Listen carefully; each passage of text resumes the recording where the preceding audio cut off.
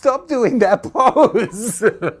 People are gonna think I convinced you to wear that outfit, that I convinced you to wear these 47-inch heels or take these crazy poses rather than always trying to wind you back.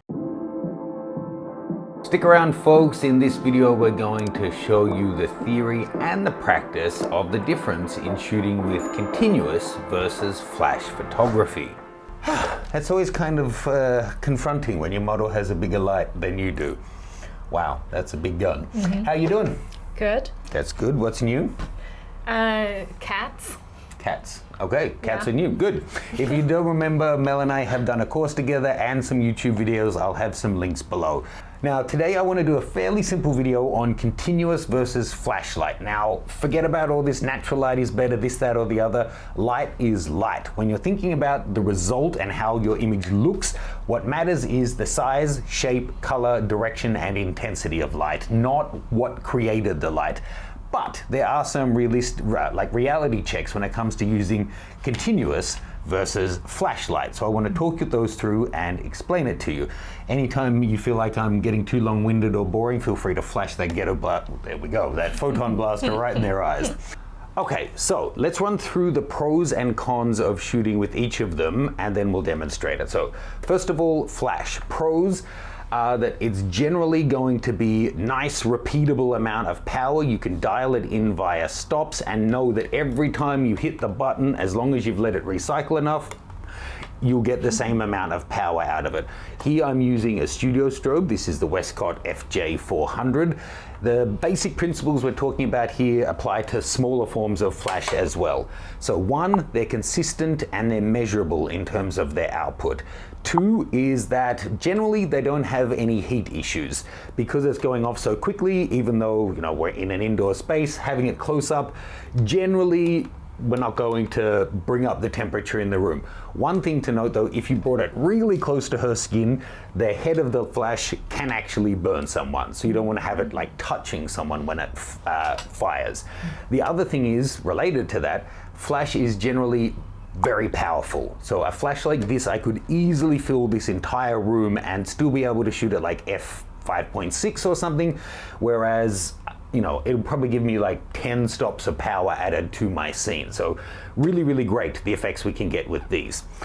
So flash has some obvious advantages. Some disadvantages, however, are that, let's say, so I'm tricking it just to give you the broad strokes here, because this light actually does have a modeling light, so I can have it show us where the light is going to hit, but not all flashes will have that. So if you're shooting with a more basic flash than this guy, it can be difficult to pre-visualize what the shot's going to look like. It takes practice and experience. If I put the flash here, am I going to get the light and shadow in the right places? Is it going to be totally blown out? That's all something that you have to practice and learn. A really worthwhile learning process, however. Again, check out the courses we've made and you can see all of that stuff. Another thing as a negative, they're generally a greater investment in money than a continuous light source. A system like this, especially one that has TTL, you're going to be looking at hundreds of dollars rather than sub $100. So you have to factor that in if it's going to work for your budget. The power is another issue. These guys run off a big battery pack. Generally, even in an intensive shoot, you won't exhaust one of these, but that means that you can take it on location. So in a way it's a positive, in a way it's a negative, that you will need to have two batteries if you're going to do a gigantic shoot, or some of them run on mains power, so you have to factor that in, having the power cable running to it. And the other thing being that this is basically recharging a capacitor to then give us our burst of light. You have to factor in the recycle time. So if I'm at a low power like this, I can just shoot away all day. But once you get up to a full power burst, you could be looking at a couple of seconds for it to recycle. So definite pros to shooting with flash, but there's also some definite negatives. So let's contrast that to continuous light. Now this is applying to all forms of continuous light. So actually that includes natural light. The sun is a continuous light source. So is the overhead lights, car headlights, a torch, they're all continuous lights, all reflected forms of those. Here we're using this guy, which is a Solix. Turn it on, and that shows you the first advantage of continuous is that we can see immediately where the light and shadow is. If I want to have it more contrasty, I can bring it around to here. We're getting the results that we can craft it basically before we push the button to take our photo. I don't have a camera here. Click. We'll know what the results are going to look like because we can see it right there. So that's a big advantage. Other advantage is you can use it for video for the same reason. We can, you know, bounce it up, get a whole lot of nice light going into a corner of the room, and then we can just film away and know that we're not going to lose any frames, that kind of thing. You can't very well keep popping flash at 30 frames a second and hope that that's going to keep it up. So having a light like this is also really handy when the model's doing their makeup, doing that kind of thing. Another thing about continuous, depending on what kind of continuous you get, they can be really inexpensive because it can be a lamp, it can be a torch, it can be a reflector bouncing the sun back at your subject. So they can be cheaper to get started with, but like flash, there's kind of a huge range from a couple of dollars to tens of thousands of dollars depending on what you want from them. 4 negatives about shooting with continuous lights. First of all, they will generally require some kind of a power source and they're going to chew through it fairly well. So this one is mains, so we're sorted. If we were shooting with a battery pack one, either you're going to have a gigantic battery pack or you're going to need to carry several different ones. Generally, continuous light is going to be hot as well. So, you know, the big spotlight when they're doing ballet or whatever, that thing is basting, you know, roasting the dancers. That's why stage makeup is like 1/4 of an inch thick to hold the sweat in. It really will heat things up on set, so keep that in mind. Generally speaking, they also are not programmable in stops to know that I can, you know, on this one I can easily go up by a stop and know that then I can close my aperture by a stop and it's going to balance. LED, or continuous I should say, isn't necessarily programmable by stops. And apart from that heat, they're also not as powerful, generally speaking, as a flash source. So you have to balance all of those out. But there's a big exception here, and that is basically what this is, LED. LED now has come down a lot in price. It used to be out of the range of affordable for most people, but LED doesn't get very hot, often is programmable in terms of stops, and like this one, you can also program the color. So we can go from 3200 Kelvin all the way up to 5600. So we can use it to balance out the room, and the room's probably something like 3800, something like that. So LED kind of overcomes 2 of those, but then it's going to be more of an investment than just getting like a lamp to shoot with. So having said all that, now let's set up and actually shoot with each of them and show you some more of those practical realities of the pros and cons. So for this first one, we're going to use the continuous light, the Solix. So I'll be able to either bounce light, use it directly. This has its own little diffusion cover as well. Or I have an umbrella, oops, and one of my favorites, a rapid box that they make. So let's just do a little test here. The background behind her is, you know, it's a little darker, it's kind of separated out, but if we really want to put the attention on her, we can bring in our continuous light. And as I said, cool thing is I can, let me just warm the color up a little, I can see exactly how the shot's going to look before I take the shot. Yeah, there you go. Pretty, pretty, pretty. So we're getting all of that in there. Now, it actually comes with a set of barn doors, which are really handy. You can pop these on, it attaches magnetically, and then you can have the light going exactly where you do and don't want, just like you see in the movies. So these open up, so we can have the light just go where we want, nice and directly. Cute. Now, that is actually on the LED's lowest possible power. So if we want to make the light bigger with any light, you can bounce it to make the pool of light a whole lot bigger. And since we have so much juice to spare, we can do that here. So taking back off our cover, if I fire this straight at that poor action camera, actually I'm probably blinding all of the cameras. I'm at 1 on the power now and turn it all the way up. Now that whole wall has become our softbox. So that whole wall is bouncing the light back on her, and that's going to give her an incredibly soft light. So take a look at this. Even with her turning away from the light, it's also nice and even now. When we talk about the size dictates how hard or soft the light is going to be. And hardness or softness means the contrast ratio between your highlights and your shadows. So a hard light would be like this. Straight at her, small light source, you're going to have incredibly bright highlights and incredibly dark shadows and an incredibly cranky model because she's being blinded. As soon as we put a softbox on or bounce it off the ceiling, bounce it off the wall becomes our light source. It's 10 feet in size. That means the light becomes bigger, the light becomes softer. So remember, if you want to make softer light, which means the contrast ratio between highlights and shadows is not as extreme, make your light source bigger. Here, we use the whole wall as our light source, so that gets the job done. Forget about does it look like it's natural light or this, that, or the other. That gives you soft light. The end. Now, if you're going to sit in a rocking chair, this is obviously the outfit to do it, no? Let's go for a couple more shots here with the continuous. First, if I show you just with nothing what the scene is looking at like here. Now, can I get you to actually get all of you in the chair? I kind of want that to be the bottom of my frame. So if you can scoot your butt back and get your feet up.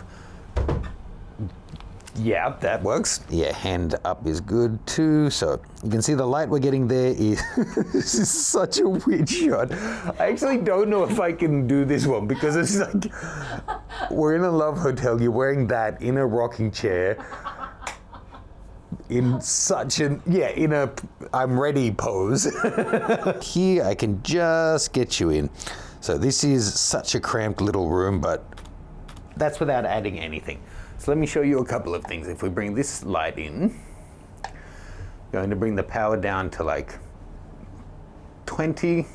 Now, FYI, that last shot I took was at ISO 4000. This lets me get down to 1/400th. So a huge difference in the ISO I'm working with, which means a lot more data that we're going to have at the end. Now, you'll note though, we're getting light just everywhere. So, two options. Stop doing that pose! Is that the problem? Okay, I'll stop doing that. No, it's the last thing. We're already in a love hotel. We're already in a rocking chair, and you're already wearing WWE wrestlers' weekend attire. One thing you can note here, it's quite hard, contrasty light. It just is what it is. If we want to soften it a little, we can throw our diffuser on. So that's a slight difference, but you'll note I can already see through the LCD that the hot spots have been removed. Wherever it was hitting, we were getting kind of blowouts. As soon as I put that on, no more. Then, if we were to put the barn doors on, we can restrict where that light is going. If we don't want so much, for example, hitting the background. Is that gonna stick? Okay, so here we can close down the light a little bit in the background, so we're not getting as much spill around. But if we want this to get really, really nice and soft, and I promise I'll let you take those crazy poses in just a second, just let me get this done. The most basic of accessory for lighting that so many people use for strobes, an umbrella. These guys all have an umbrella spot as well. So we can pop this on. So we can thread the umbrella through here. And then, huzzah, we have a nice, huge light source really close to her. It is going to mean the light is going everywhere. You can see just a really nice result here. And I'm at f4.5, 1/125th of a second, and I was up at, what, ISO 1100, but I still have all of this juice to play with. Hey, well, I can get down to like ISO 400 again. Okay, so there we go with the continuous. Let's switch in the strobe, and let me just show you. So one more time here, maximum power pointed directly at her. Let's just get a nice comparable shot. Perfect. This is actually the pose I wanted from the start. At f4, 1/125th, I can get ISO 200. If I turn it around and bounce it, And here bouncing, I'm up at ISO 1250. So let me just show you what's possible with the flash.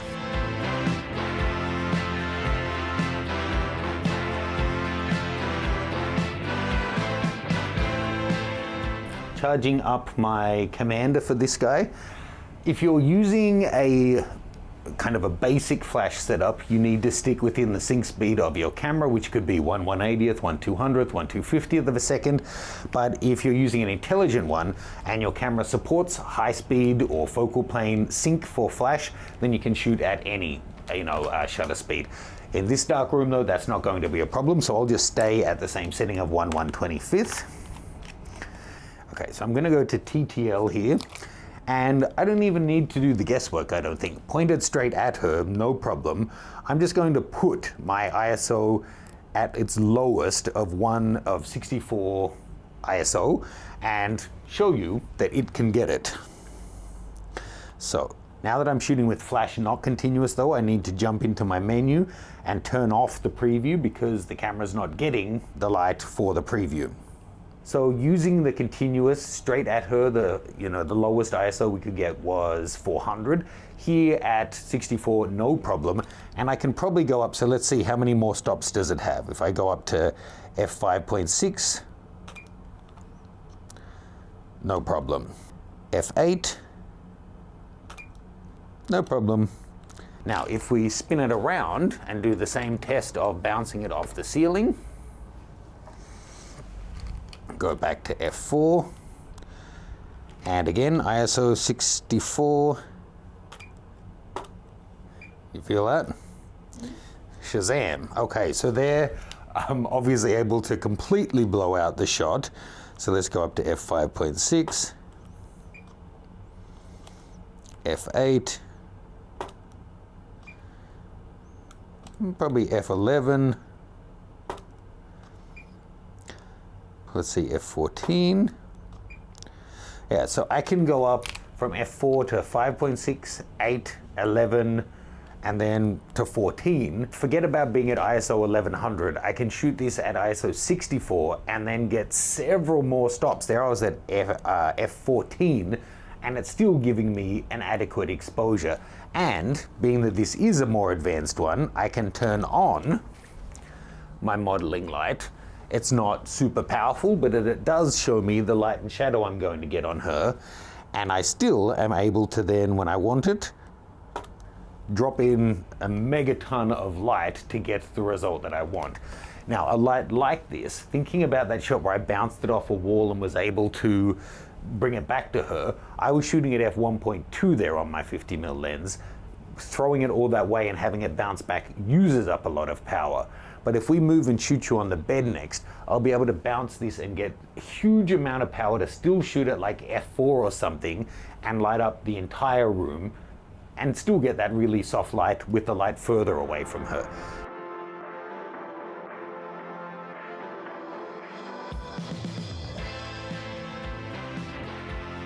We shot for another half an hour or so. Mel had a few different cool outfit options, so we shot some different variations on the bed and got out my favorite Westcott modifier, their Rapid Box.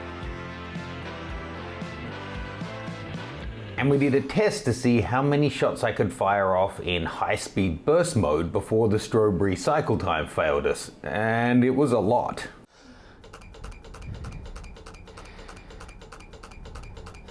Well, the eye autofocus is working, that's good to see. Any neighbors are going to think there's a rave going on. Now I think my card may fill up before the light gives out. So I'll just start zooming in and out and what the hell, I'll walk around the room a little bit.